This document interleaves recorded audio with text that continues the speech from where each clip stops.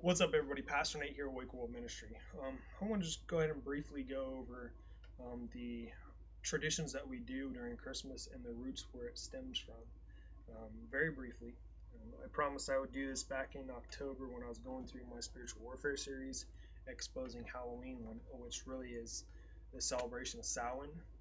So I'm going to go ahead and do that. Follow through with what I said, starting the second half of the sermon series I'm going through, which is the thanks and giving, and this is the second part going into the Christmas season. The reason why I wanted to start with this is to ask you guys a question at the end when I go through everything: is where does Jesus come into play? You also learn some pretty chilling facts, as I did. So, starting with the Christmas tree, it actually started in Babylon. It's known as the Xmas tree. The reason why it's called the Xmas tree is because the X is the symbol for Tammuz. You see the circle around it. That is actually a unholy symbol. It's a very satanic one. It's not a holy one like some believe. It's not. It's not holy at all. It is the symbol for Tammuz and Baal. By the way, Tammuz was born on the 25th of December. The Xmas tree is the central figure for the Babylonian religion. It is the symbol of a snake that wraps around the trunk of the tree all the way to the top. Now, we do not put a snake around the tree, right? We put garland from the bottom to the top. It is also said that Nimrod, who was also born on December 25th, castrated himself for reasons of fertility. And once a year, the people would then put up that tree and they would hang silver and gold balls on the tree to symbolize the fertility of Nimrod. Going into Egypt on the 25th of December, the Egyptian people believe that this is the shortest day and the longest night of the year because Ra, which is the sun god, by the way, Nimrod was actually the one that introduced, I believe, sun god worship. But going back into Egypt, Ra is the sun god, right? Um, it is believed that Ra became very ill, and because he did not die, the Egyptians symbolized that with putting up a palm tree to symbolize his life, that he did not die. And Ra also castrated himself for reasons of fertility, and they would hang gold and silver balls off of the palm tree. Israel also did this. I wonder if it was during their captivity. I didn't study too far into that, but you can read about that in Jeremiah chapter 10, verses 1 through 5. Now, going into ancient Rome and the pagan Celtics, where they come into play. Um, Ancient Rome, during the winter solstice, as found on the Julian calendar, they would do a festival called Saturilla. If I pronounce that incorrectly, I don't really care. It's from December 17th to December 25th. During this time of celebrations, there is no penalty for breaking the law, no matter what it is. During the time and after the time, you can get away with whatever you want.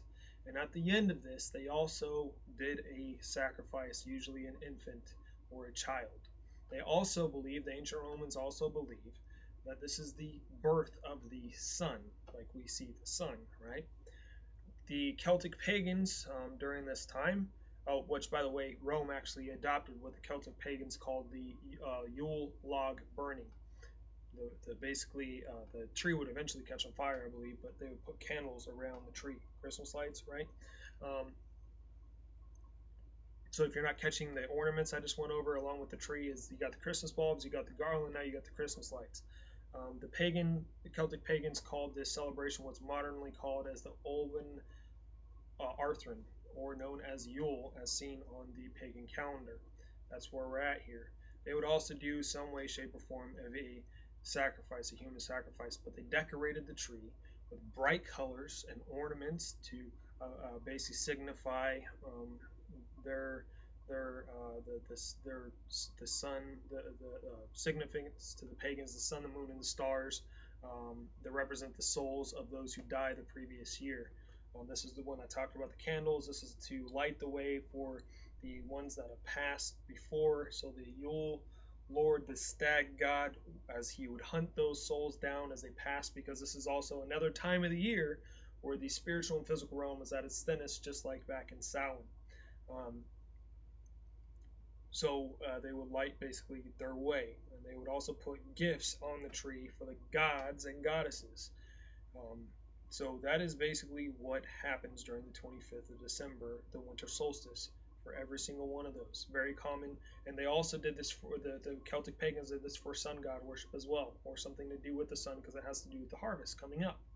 The brighter half of the year, as they leave the darker half of the year, going as we're in that right now according to their calendar. But anyways, what does this all have to do in common? Sun god worship, or some type of, it has to do with the sun. It has to do with child or some type of human sacrifice, and it has to do with the 25th of December. What's interesting about this, the 25th of December, if you look at the Hebrew number for Satan, not the mark of the beast, the Hebrew number for Satan is 359. The 25th of December is the 359th day of the year. Also, Nimrod, Tammuz, Ra, a lot of the false gods that people worshipped was born on the 25th of December. Jesus Christ was not born on the 25th of December. Let me repeat that. Jesus Christ, the one true living God, was not born on the 25th of December. He was born months before this, during I believe it was the Feast of Trumpets. But he was not born in December. It wasn't. If you read in Luke, I believe it talks about the raining season. Okay? But going back to sun god worship, we know that the sun is not a planet, it's a star. In Isaiah chapter 14, verses 12 through 15, it talks about Satan as the morning star. Now don't get that confused with what it says in Revelations as Jesus is the morning star. Satan is a counterfeit light. It even says that he disguises himself as a light, as an angel of light. Okay? Jesus is the very essence, very being. That is his very being is of light. Satan is a counterfeit of that. He tries to copy him. Going on to where the fat man comes into play, Santa Claus. First, giving a shout out to Saint Nicholas. He was an actual saint of the Lord. He was a rich boy. His parents were very wealthy. He traveled the world. He went to Jerusalem and studied for a while. Came back to what's really Turkey, what back then was Rome, and became a bishop of his community. Helped a lot of people out. He gave gifts to the kids. Helped his, as said, community out, not just the kids. And he was so well thought of. The Roman Catholic Church thought so much of him that after he passed, they would dedicate one day of the year during December to celebrate him. They even built a church after him. Okay, so he's very well thought of.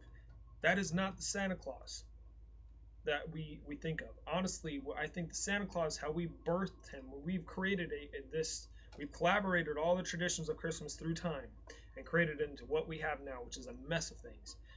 How this all evolved in is honestly between the time, as I will go through here, where the Roman Catholic Church and the pagans had two traditions around the same time and they wanted to do them. But going to the tradition of Santa's hat comes from Babylon, the worship of Moloch in the book of Ruth, Malach, who we just talked about a little bit before. Both wore the fringing cap. Later, Tammuz of Babylon, Mithra of Rome wore the fringing cap. At the time of the winter solstice in Babylon, a month before this, people would start writing off lists of what things they wanted, because on the 25th of December, they would have a child mass.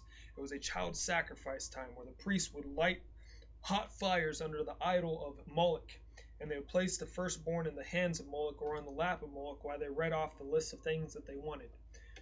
So that is where the sitting on Santa's lap and reading the list of things that they want. So the children actually got the coal, if you will. They got the short end of the stick, so to speak. They were the ones that were, the gift, the sacrifice, so people could have other things. So it kind of reversed around, but it's the same traditions done differently. It means the same thing. And really, if you look at it, some people go completely bankrupt to get their children things that it hurts them financially. So you're sacrificing something there. Now, what I was saying before, how we got into where we are right now as far as Santa Claus goes, which is really what turned into from the celebration of Saint Nicholas, and then what the pagans celebrated, which is Yule, which is going on, is the Roman Catholic Church allowed both to happen. What I think over time happened is they became one, and is now the celebration of Krampus, which is known as the Christmas devil. And Krampus is basically the original elf, or the Santa's helper. We just watered it down a lot, because this is what he looks like. Does that look like any rosy cheek, short dude with pointy ears? No. It looks like literally a demon from hell. This is what they think. This is what they still do today. Okay.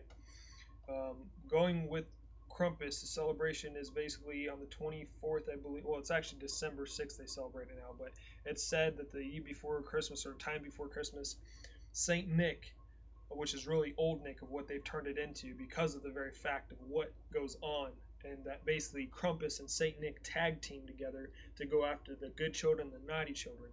Okay, it is said that Saint Nick would go once a year and give gifts to all the kids that were good, and he needed help with the naughty children to punish them. So he was the one that summoned this demon called Krampus. Does that sound like a saint of God to you? No.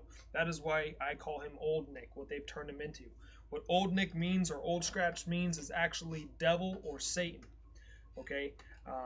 So this is what they turned it into. And what they would do as a team, they would go house to house, visiting all the kids. And the ones that were good, they would get a gift. The ones that were bad, Krampus would deal with them. And also, by the way, hide your wives, because Krampus was a womanizer. He would steal your wife and do sexual things to her. That's what he did. But Krampus would, for the naughty children, either whip them with a birch branch or a whip, as some see, but he had a sack on his back that he would put the children in and drag them away, just everywhere. And he would either drown them, eat them, or proves the point that he's from Satan himself, or drag them to hell. That is what the legend says. And again, it says that Saint Nick is the one that summoned this demon.